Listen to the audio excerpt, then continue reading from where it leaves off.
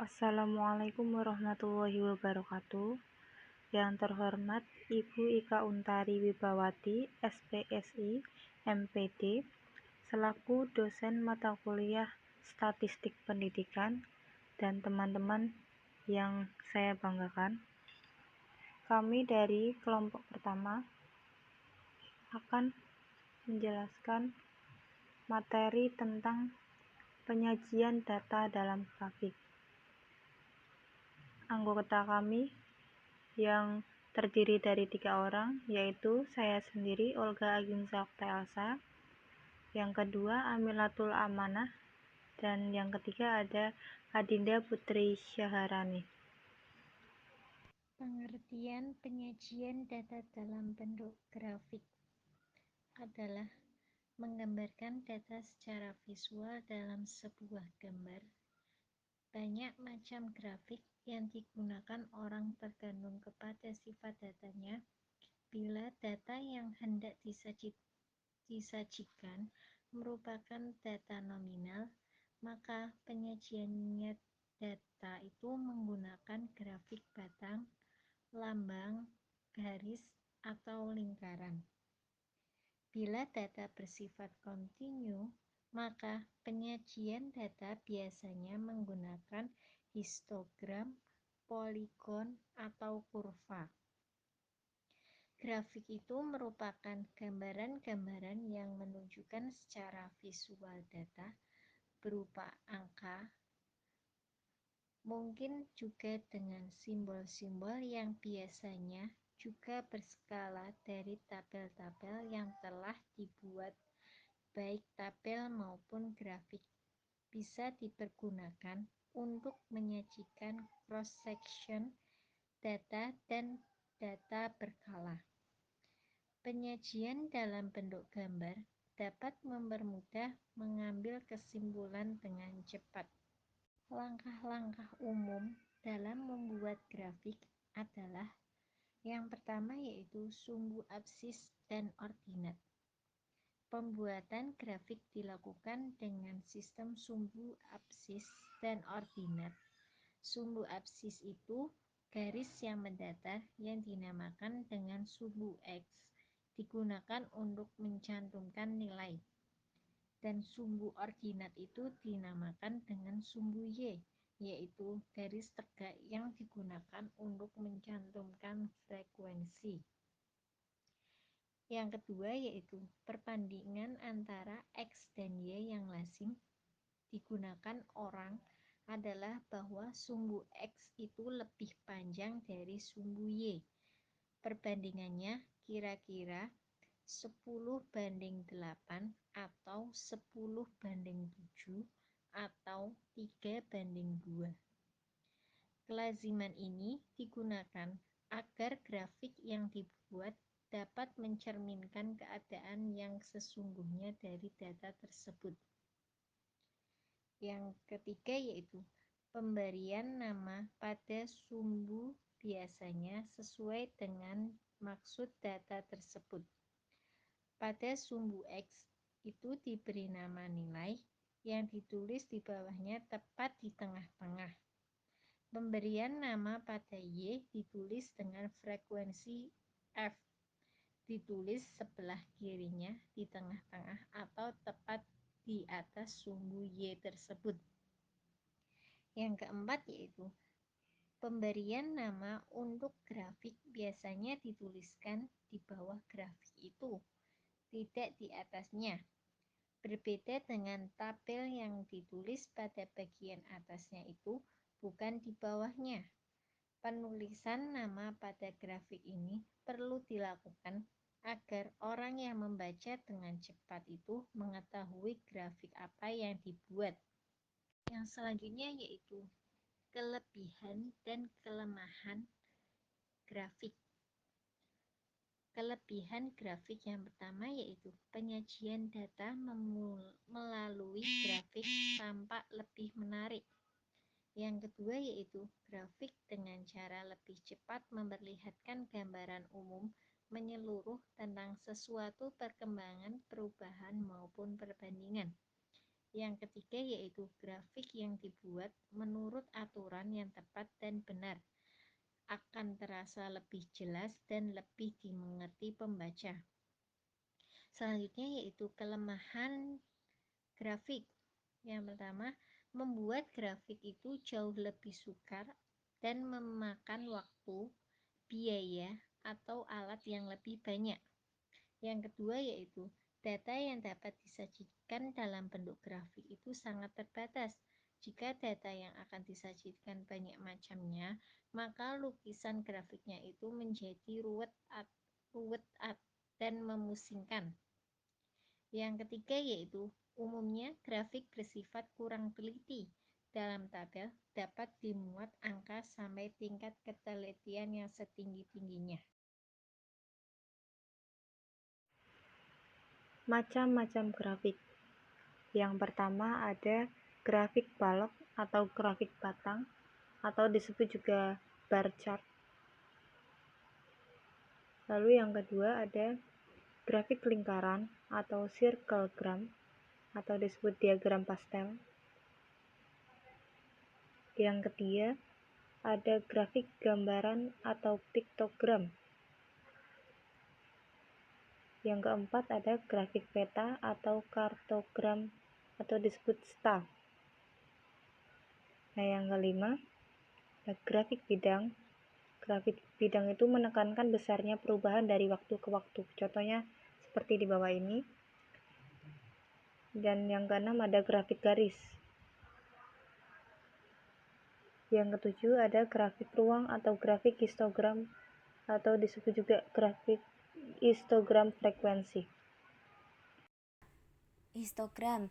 Grafik histogram biasa disebut dengan bar diagram. Grafik histogram adalah grafik berbentuk batang yang digunakan untuk menggambarkan bentuk distribusi frekuensi. Grafik ini terdiri dari sumbu mendatar atau absis atau sumbu X yang berikan skor atau kelas interval dan sumbu tegak lurus atau ordinat atau sumbu Y yang menyatakan frekuensi. Batang yang ditulis pada sumbu datar saling berimpitan satu sama lain.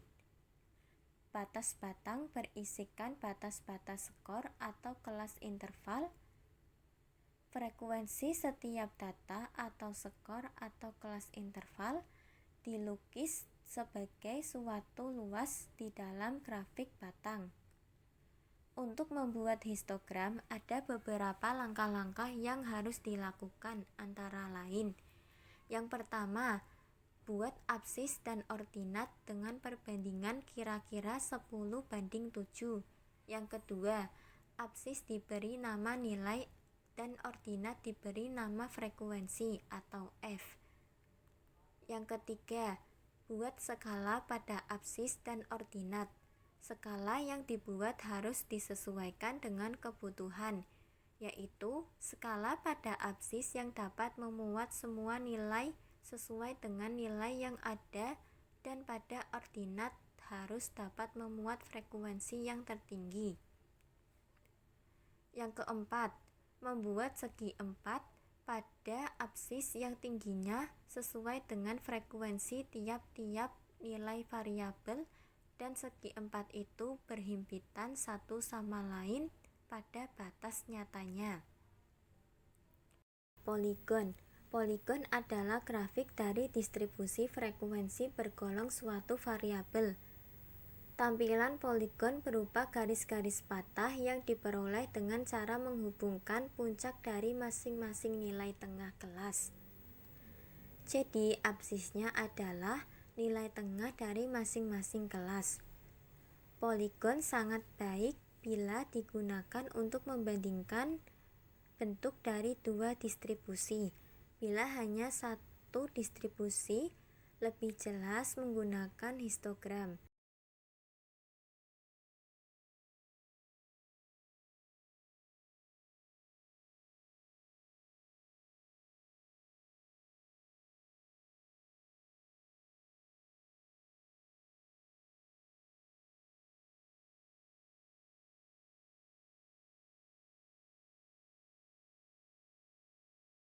grafik lingkaran atau pie chart.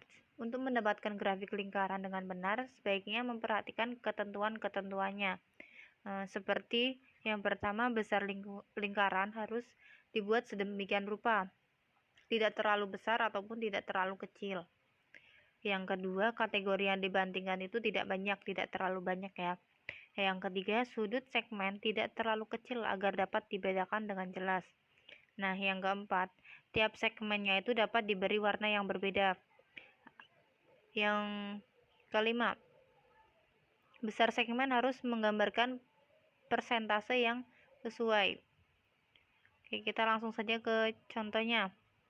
Sebelum membuat grafik lingkaran, sebaiknya alangkah lebih baiknya itu kita buat dulu tabel datanya ya, tabel datanya. Nah, contohnya di sini ada usia karyawan. Ada tiga kategori. Ada 20 tahun, 21 tahun, dan 22 tahun. Nah, jumlahnya ada 8, 48, dan 8. Nah, untuk menghitung persentase berapa setiap kategorinya agar dapat digambarkan ke grafik lingkarannya, caranya, contohnya yang pertama ini, jumlah karyawannya ada 8. Nah, lalu dibagi jumlah total semua atau seluruh karyawannya ada 64, lalu dikali 360 derajat. Nah, hasilnya 45 derajat. Kemudian yang kedua ada 48 karyawan yang usianya 21 tahun. Dibagi 64 dikali 360. Hasilnya 270 derajat. Nah, yang ketiga 8 dibagi 64 dan dikali 360. Hasilnya 45 derajat. Nah, jadilah grafik seperti di samping ini ya. Dari 45 derajat, 270 derajat, dan 45 derajat sesuai usia karyawannya. Dan warna dari setiap kategorinya itu dibedakan.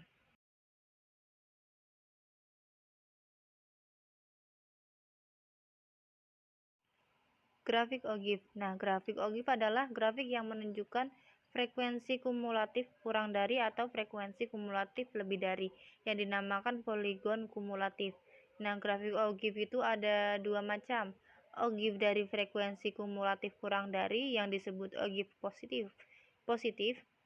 Yang kedua, OGIF dari frekuensi kumulatif lebih dari atau yang disebut OGIF negatif. Nah, contohnya seperti yang di samping ini. Ada OGIF naik, poligon frekuensi kumulatif, dan di sampingnya ada OGIF turun, poligon frekuensi kun. Kemudian poin yang terakhir adalah poin C, bagian-bagian utama grafik. Sebuah grafik yang lengkap pada umumnya terdiri dari 13 bagian. Apa sajakah ke-13 bagian itu?